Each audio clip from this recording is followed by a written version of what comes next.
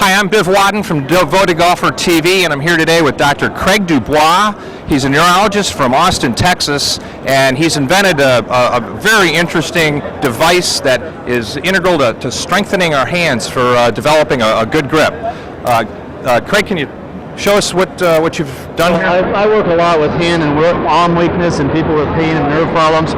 We found that a lot of people, especially golfers, had to strengthen up their hand using hand muscles, not forearm muscles. So this is a device that we use for some nerve problems, and I started trying to emphasize squeezing with the interosseous, as we call it, just to train instead of just gripping the whole hand. And a lot of golfers found it really valuable to them. Yeah. Tell me, how important is developing that muscle right in there in the grip? I'm not an ace golfer, but everybody I've talked to who teaches and all the good players certainly emphasize the value of this interosseous muscle as a grip factor.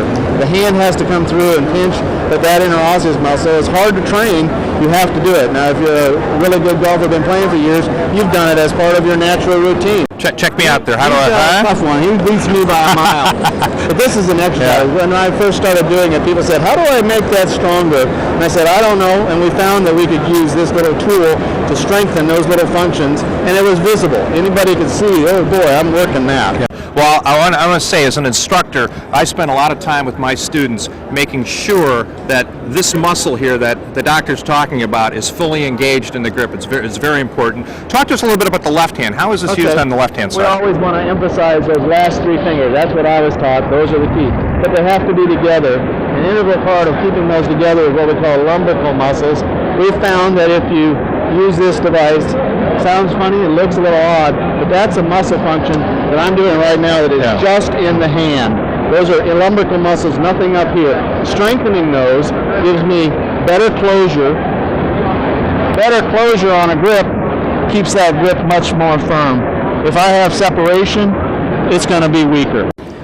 You know, that explains, I have always had a strong preference for the overlapping grip and versus an interlock grip. And an interlock grip actually forces you to separate those two fingers, doesn't it? Yeah. So tell us again. Holding them together, these are lumbricals, just here. Yeah. Everybody thinks all the grip's up in here, but if you can use your hand, you've moved 5, 10, 15% of the function into your hand, it relieves stress and pressure out of your forearm. And that's really a biomechanical explanation for how important it is to keep these fingers together and kind of curled back down into your hand. To your point, when you start to separate in the so-called overlap, you've kind of isolated those muscles, and they don't like it. They're not as functional. They can't close down as well. Close them all together, I think it's a stronger, tighter grip. Great. I'm no professional like you guys are, but I find that if you can work those muscles that allow you to close and lap, or interlock is less good for me than closing them down completely. Now show us one more time, how do you use this with your left hand to strengthen your left hand grip? I spread the fingers across all the lumps and just simply work. And you work this way with it, right? I work like that. It's closing them together.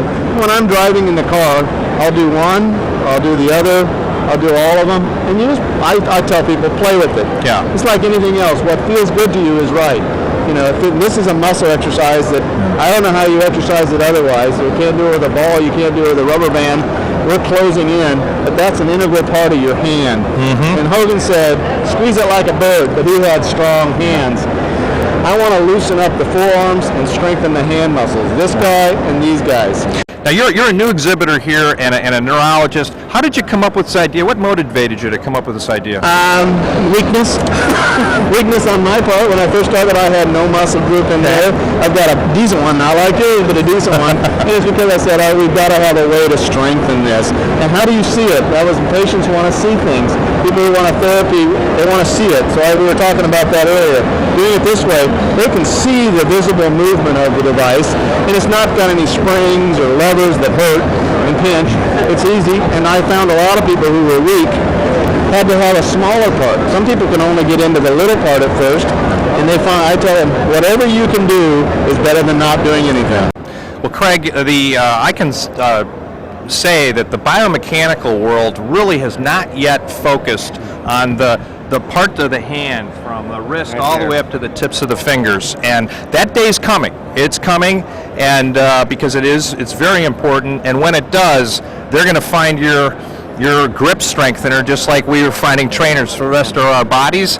and I think you're going to have a blockbuster product on your I'm hands. just having fun with it. I always like working with patients and people and saying, here's what works. Yeah, good. Well, thanks for Thanks. joining us today. Thanks for I'm your time. Biff Wadden with Devoted Golfer TV.